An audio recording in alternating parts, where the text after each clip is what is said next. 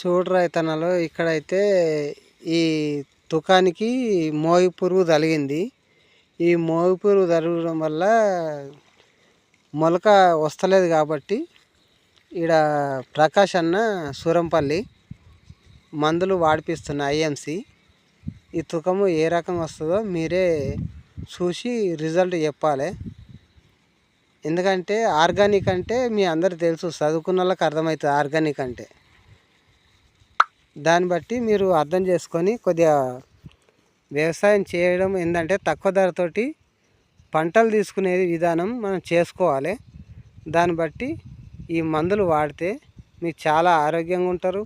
మనం తినే ఫుడ్ కానీ అన్నం కానీ ఏది కానీ ఆరోగ్యంగా ఉంటుంది. కాబట్టి అది ఆరోగ్యంగా ఉంటేనే మనం ఆరోగ్యంగా ఉంటాం.